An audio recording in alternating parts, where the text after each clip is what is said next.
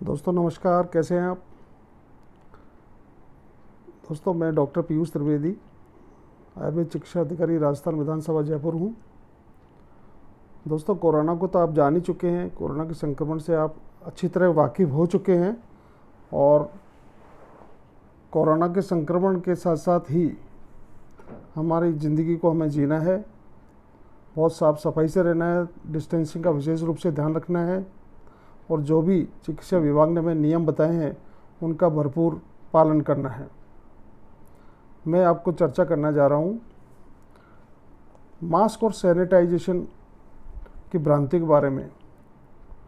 Mask कौन सा use करें, सैनिटाइजेशन के लिए क्या करें।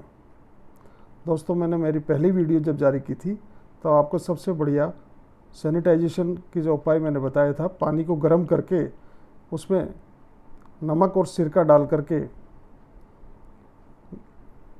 घोल तैयार करें और उससे अपने हैंड वॉश करें और उसको हाथ को गीला ही रखें, पोंछे नहीं, और अपने आप उसको सूखने दें।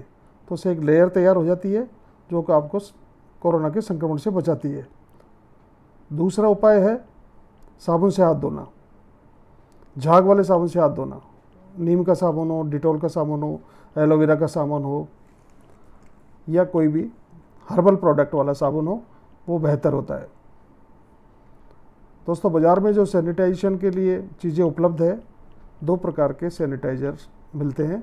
नंबर एक, हाइपर क्लोराइड सैनिटाइजेशन करने के लिए एक घोल मिलता है जिसको सोडियम हाइपर क्लोराइड लिखा हुआ रहता है। वो 0.01 से 0.05% सांद्रता वाला होता है, जो काफ़ी गाढ़ा होता है। वो करीब 100 ml में से 2 ढक्कन डाल करके उसका छिड़काव किया जाता है।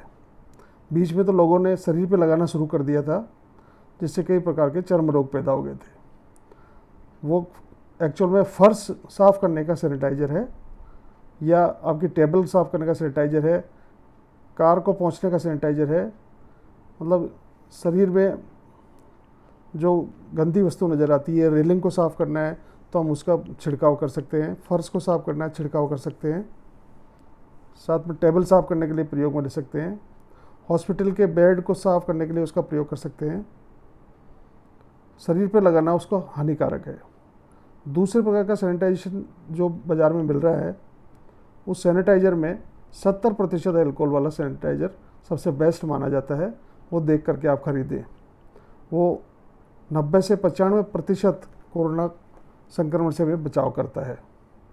दूसरे प्रकार का सैनिटाइजेशन जिसमें अल्कोहल नहीं होता है, कुछ एंटीबायोटिक्स मेडिसिन से वो तैयार किया जाता है, जिसको ग्लिसरीन वगैरह में मिला करके घोल तैयार करते हैं। और वो एक्चुअल में संक्रमण को तो रोकता है लेकिन कोरोना के संक्रमण को नहीं रोक पाता है। ये प्रूव हो चुका है और वैज्ञानिकों का दावा है कि बेस्ट से बेस्ट सैनिटाइजेशन का काम जो करेगा वो गर्म पानी के साथ साबुन का घोल तैयार करना ही सबसे बढ़िया है। या फिटकरी के पानी का घोल भी आप तैयार कर सकते हैं। गर्म पानी करें, करीब 1 लीटर गर्म पानी में 1 चम्मच फिटकरी और 1 चम्मच नमक डाल करके घोल तैयार कर लें और उसको किसी झाग वाले साबुन से धो लें तो सबसे बढ़िया बेस्ट सैनिटाइज़र वो आपका तैयार होगा। दोस्तों मास्क की चर्चा करें तो मास्क 3 प्रकार के बाज़ार में उपलब्ध है। एक तो सर्जिकल मास्क जो कि आमतौर से 2 लेयर का होता है। दूसरा डॉक्टर्स जो पहनते हैं ऑपरेशन के दौरान, वो 3 लेयर का होता है। और तीसरा N95 मास्क जो कि कोरोना संक्रमण पीड़ित एरिया में जाते हैं और डॉक्टर्स उनके संक्रमण से बचने के लिए उसको पहनते हैं। हमको हैंडमेड और होममेड आपको मास्क यूज़ करना है, जिसमें 2 या 3 लेयर का घर में आप बना सकते हैं या रुमाल का आप तैयार कर सकते हैं, गाढ़े मोटे कपड़े का आप तैयार कर सकते हैं और वो आपको बचाव करेगा। आपको ड्रॉपलेट से बचाव करने के लिए घर में बने हुए मास्क सबसे ज़्यादा सुविधाजनक होते हैं। और अधिक से अधिक दूरी बनाने के बाद आप मास्क पहनते हैं तो आप संक्रमण से बचे रहेंगे। उसमें 2 मीटर की दूरी बचाव के लिए पर्याप्त है। साथ में इम्यून सिस्टम कमज़ोर नहीं हो इसलिए बार बार अल्कोहल वाले सैनिटाइज़र से हाथ न धोएं, ये मेरी आपको व्यक्तिगत सलाह है। क्योंकि हमारे हथेली में ब्लड वेसल्स के कॉर्नर्स होते हैं, उनके ज़रिए वो शरीर में पहुंचता है और आपको अंदर से इम्यून को कमज़ोर करता है। और अगर आप 5 या 6 महीने तक लगातार अगर उसका प्रयोग करते हैं तो आपका इम्यून सिस्टम कमज़ोर होगा, आप बीमार पड़ने लग जाएंगे। और खुले हुए स्थान पे मास्क पहनने की आवश्यकता नहीं है। आप कार में ड्राइव कर रहे हैं या स्कूटर चला रहे हैं तो आपको मास्क पहनने की आवश्यकता नहीं है। इसी प्रकार से अगर आप खुद घर में अकेले बैठे हैं तब आपको मास्क लगाने की आवश्यकता नहीं है। अगर आप हॉस्पिटल में पेशेंट्स देख रहे हैं, डॉक्टर हैं या चिकित्साकर्मी हैं या पुलिसकर्मी हैं, उस पोजीशन में आप मास्क लगा के रह सकते हैं। मास्क को उतारने के बाद में यूज एंड थ्रो वाले मास्क को तुरंत डिब्बा बंद जगह पे आप उसको फेंकें या पॉलीथीन में ले करके जेब में रख के बाद में उसका नष्ट कर दें। घर में बने हुए मास्क श्रेष्ठ होते हैं। वो साधारण रुमाल से तैयार करना आपको आना चाहिए और घर में बनाए जा सकते हैं। 2 लेयर या 3 लेयर का पर्याप्त रहता है, अच्छा रहता है। अगर आप दौड़ रहे हैं, आप वॉकिंग कर रहे हैं तो आपको मास्क लगाने की आवश्यकता नहीं है, केवल दूरी बना के चलने की आवश्यकता है। साथ में दोस्तों, इम्यून सिस्टम बढ़ाने के लिए आयुर्वेद में जड़ी बूटियाँ दालचीनी, पीपली, इलायची, काली मिर्च, धनिया, लहसुन और जितने भी सुगंधित द्रव्य हैं वो आपको इम्यून सिस्टम बढ़ाने में मदद करेंगे।